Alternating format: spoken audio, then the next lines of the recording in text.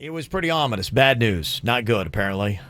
Shocking stuff. Jbird got a handwriting analysis, and it came back troubling Virginia. What exactly is the bad news, and what do you have to look out for? Well, because I do the Weird and Whatever podcast, we talk about certain things. And then people, after we talk about them, people reach out to me that are professional handwriting analysts. Analysts, yeah. Yeah, they, Analyzingists. I'm buying you breakfast, so you need to be nice to me. I've already started eating the bad chicken. You have?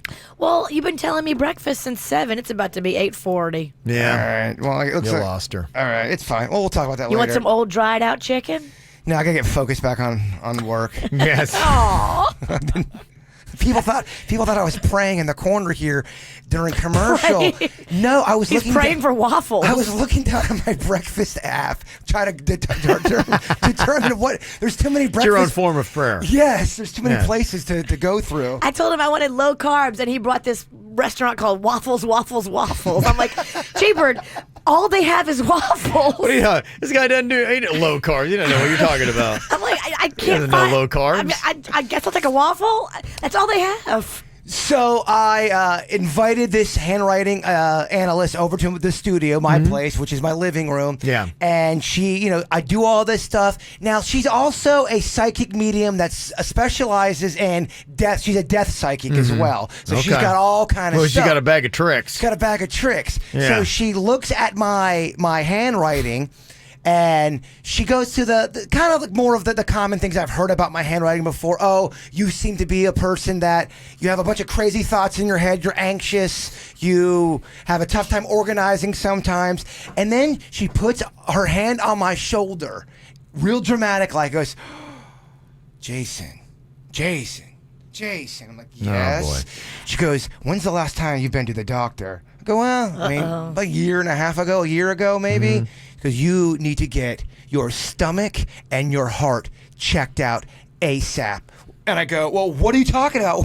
Am I in grave danger? She goes, just do me a favor. I don't want to alarm you. Just go get it checked out.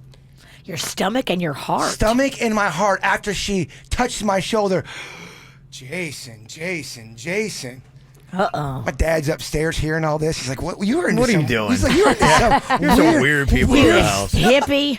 Yeah. He's like, "Why are you inviting strangers over to your place? Because this is how you get a damn stalker." So if we got a doctor in here today and they analyzed your stomach and heart thoroughly, and they're like, you're completely fine, and you went back to this person and said, yeah, I went to the doctor thing, they said I'm completely fine. What does the psychic say then? That's a great question, but they always have a way of backing out. People that say they're psychic and it doesn't come true. Oh, well, it There's hasn't started yet. I Yes. just see it down the road. There's going to be a problem. one of my favorite types That's of why nobody believes these people. Well, that's one of my favorite videos to watch on YouTube are psychics that fail and then get called out on it. They don't know what to say, but they do try to spin it. They try somehow. Yeah. Even when they're blatantly wrong.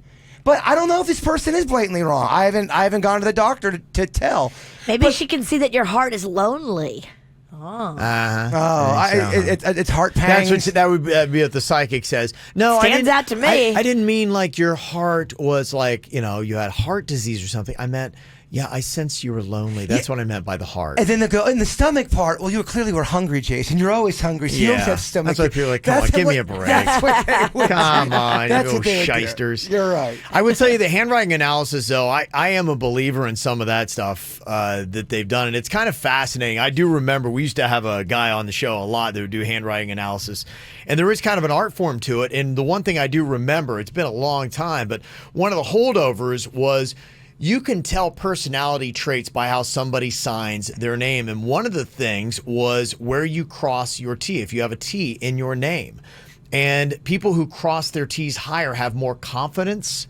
And they were saying if you wanted to just start adding confidence to it, it's a sign that they have noticed traits over time. Sign your T higher. And because I got a T in my last name, so I try to sign it a little bit higher because it's not like arrogance or whatever. It's not like a bad trait, but it's just they've noticed that people who do that, and they say you can actually start to change a little bit about your own self-worth, your own self-esteem by changing up your handwriting. What if you don't have a T? You're just worthless? Then get a middle name T and then Sign it high. Yeah, she was telling me all about that kind of stuff. How certain people, they won't close an O all the way, and Yeah. that means that they are. I forget. I think they're depressed or something like that. Yeah, it is. But I think they all have their own different theory. How's though. your O's looking? Well, the thing Real, that real solid. I'm not a depressed person, and I'm not lonely. You just like to paint this weird picture of me. yeah, the person that we had actually he'd come in and he'd shown us. He had examples. In fact, I think if I remember right, Donald Trump. He showed, and this was way back in the day, you know, when he was just a tycoon. And he was like, look at where Donald Trump signs his T. And like going, you can tell this is a very confident man. You're like going, yeah, I don't think anybody would doubt that. no. Yeah. So he was like one of the examples, and they had other people that were undoubtedly confident. One of my big things was because she told me just act like I'm not there, just write natural. Mm-hmm. And on some of my words, I'll write. For example, even on Jason, I don't complete it all the way. I'll stop in the halfway through the end of a Jason. So that means I'm a person that I'm in a rush. I don't. You never get to the end. I never get to the end. Wow, she didn't say that, but you did, and that's. I don't know. Never get to the end of what? I mean, everything. Can I get to the end of this conversation?